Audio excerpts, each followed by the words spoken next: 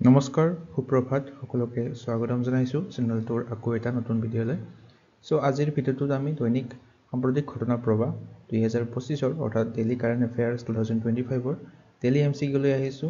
9 ডিসেম্বৰ অৰ্থাৎ 9 ডিসেম্বৰত যিখিনি very important current এফেয়াৰ্স হৈ গৈছে এইখিনি আমি এমসিকিউ হিচাপত ডিসকাস কৰিম সো ভিডিঅ'টো আপোনালোকে শেষলৈকে চাব সো বেছি পলম নকৰি আজিৰ ভিডিঅ'টো আমি আৰম্ভ কৰো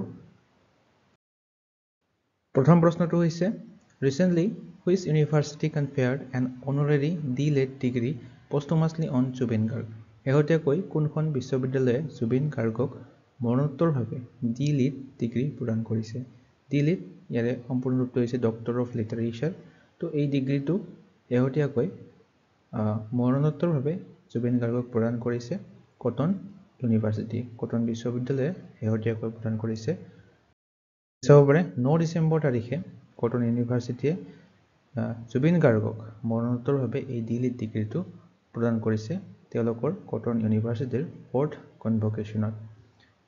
কিয় দিয়া হৈছে recognising Zubeen Garg's outstanding contribution to music cinema culture heritage আৰু এই এৱাৰ্ডটো জুবিন গাৰ্গৰ হৈ তেওঁৰ ফনিয়েক তেখেতৰ সিস্টাৰ ডক্টৰ পালমি বৰদপুৰে গ্ৰহণ কৰিছে Next question is recently which railway zone achieved a major digital milestone by implementing a 100% biometric sign-in sign-off system for all ticket checking staff. তো শেহতীয়াকৈ সকলো টিকট পৰীক্ষক কৰ্মচাৰীলৈ 100% বায়োমেট্ৰিক sign-on sign-off প্ৰণালী কাৰ্যকৰী কৰি এই NFR অৰ্থাৎ নৰ্থ ইষ্ট ফ্ৰণ্টিয়াৰ ৰেলৱে সফলতা অৰ্জন কৰিছে নৰ্থ ইষ্ট ফ্ৰণ্টিয়াৰ ৰেলৱেৰ হেডকোৱাৰ্টাৰটো ক'ত আছে আপোনালোকে কমেন্ট কৰি জনাব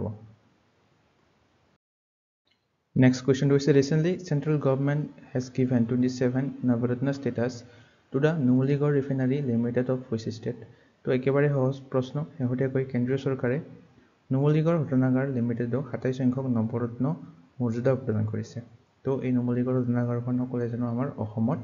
আছে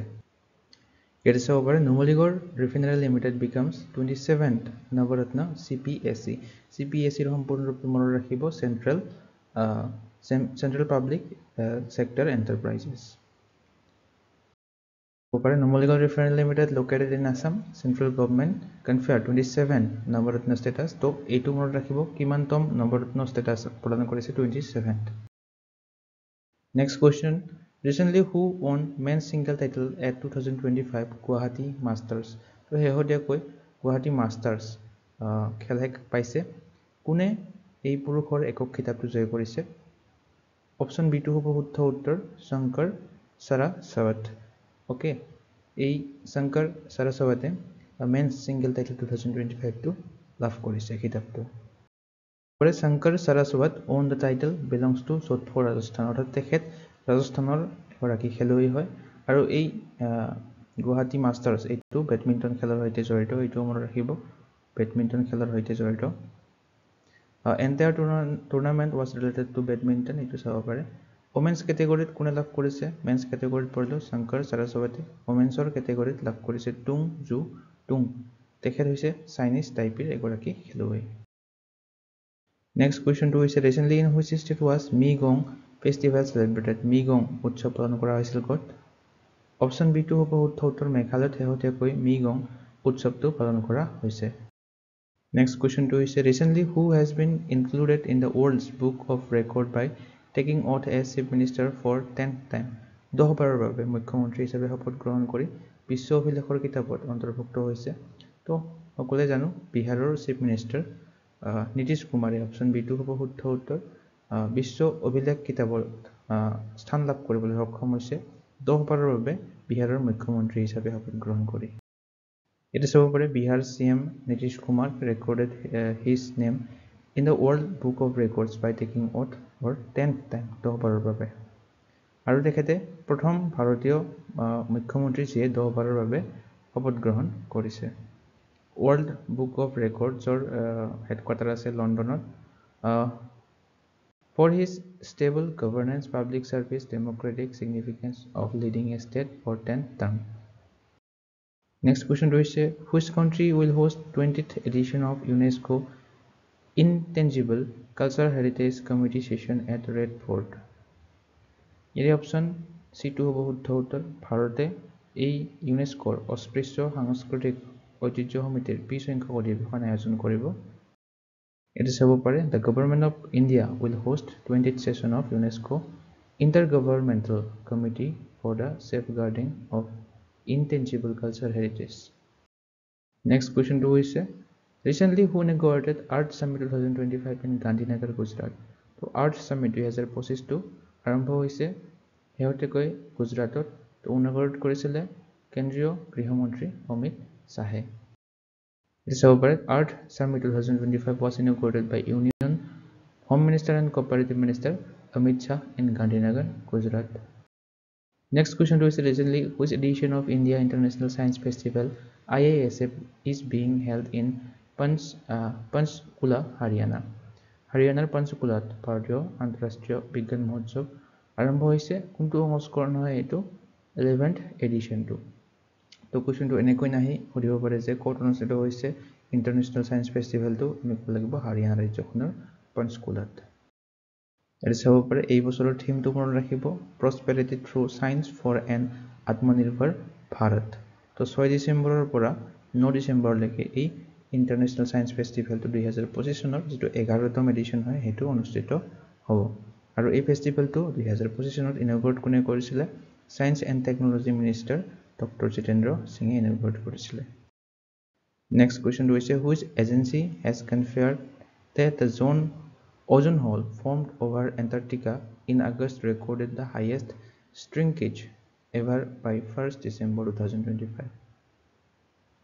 Option A2 হ'ব শুদ্ধ উত্তৰ তো হেহতেকৈ কোপাৰ্নিকাছ এই এজেন্সিটোৱে কোপাৰ্নিকাছ নামৰ এজেন্সিটোৱে ইয়াৰ সম্পূৰ্ণ নামটো হৈছে Copernicus Atmosphere Monitoring Service CAMS convert কৰিছে যে এন্টাৰ্কটিকাত থকা এই ওজন হলটোৱে 2019 অৰ তুলনাত এই 2025 চনৰ 1 ডিসেম্বৰ তাৰিখে আটাইতকৈ সংকুচিত হৈছে Next question to is recently the 10th edition of Joint Special Forces exercise Garura Shakti has been started between India and which country তো ভাৰত আৰু কোনখন দেশৰ মাজত এই গৰুৰ শক্তি 10তম সংস্কৰণ আৰম্ভ হৈছে গৰুৰ শক্তি হৈছে অনুশীলনটোৰ নাম অপচন ডি2 হ'ব শুদ্ধ উত্তৰ ভাৰত আৰু ইণ্ডোনেছিয়াৰ মাজত এক্সাৰসাইজ গৰুৰা শক্তি এইটো যেটো 10তম এডিশন হয় এইটো আৰম্ভ এটো চাব পাৰে হিমাচল প্ৰদেশত এইটো কণ্ডাক্ট কৰা হৈছে ভাৰত আৰু ইণ্ডোনেছিয়াৰ মাজত 10তম এডিশন আছিল 3 ডিসেম্বৰৰ পৰা আৰম্ভ হৈছে 12 ডিসেম্বৰলৈকে চলিব Next question is recently who became the youngest player in chess history to earn an official FIDE rating. তো FIDE rating আহৰণ কৰা প্ৰথম গৰাকী আটাইতকৈ কম বয়সীয়া খেলুৱৈ আমি ক'ব লাগে এখেতে হৈছে তেওঁ মাত্ৰ 3 বছৰ বয়স হয় এখেতৰ নাম হৈছে অপচন এ সৰ্বজ্ঞ সিং হৈছে youngest player in chess history to earn FIDE rating to important question হয় সৰ্বজ্ঞ সিং সুধিব পাৰে সৰ্বজ্ঞ সিং কোনটো খেলৰ সৈতে জড়িত আমি ক'ব লাগিব চেছ It is over at the age of 3 years only 3 years 7 months 20 days official FIDE rating লাভ কৰা youngest খেলুৱৈ হয় তেওঁ Next question is who became India's first blind active duty army officer to receive national award for person of disabilities 2025 The important question ভাৰতৰ প্ৰথম গৰাকী দিব্যাংগ ব্যক্তি যিয়ে ৰাষ্ট্ৰীয় বঁটা 2025 লাভ কৰিছে এছ ভাৰতৰ প্ৰথমজন অন্ধ সক্ৰিয় সেনা বিষয়া হিচাপে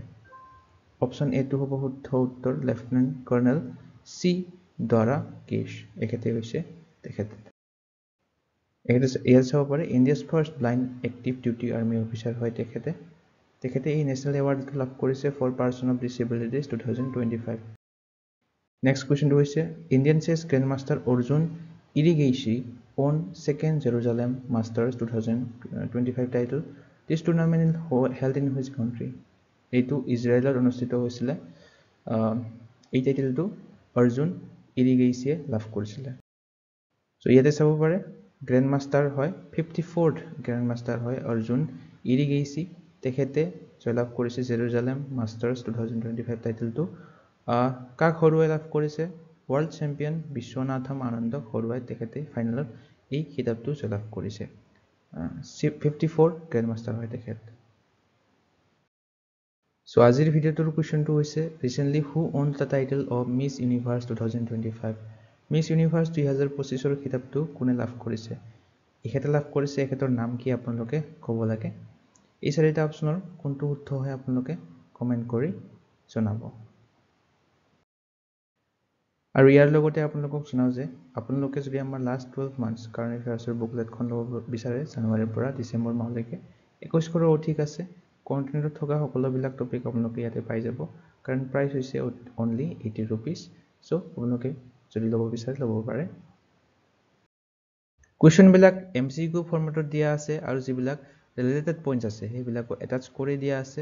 লগতে পিকচাৰো প্ৰভাইড কৰা আছে যাতে মনত ৰাখিব সুবিধা হয় সো এই বুকলেটখন আপোনালোকে পাৰচেজ কৰিব বিচাৰিলে সিম্পলি এই WhatsApp নম্বৰটো WhatsApp কৰি পাৰচেজ কৰিব পাৰে কাৰেন্টলি ইয়াৰ প্ৰাইচ হৈছে অনলি 80 रुपीस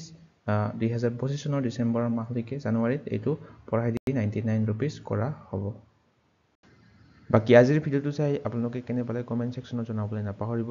লাইক এটা কৰিব শেয়াৰ এটা কৰিব লগতে এসেনশিয়েল ষ্টাডিজ চেনেলটো সাবস্ক্ৰাইব কৰি ল'ব এনে ধৰণৰ কন্টেন্ট আগলৈ পাই থাকিবৰ বাবে আজিলৈ মানে ধন্যবাদ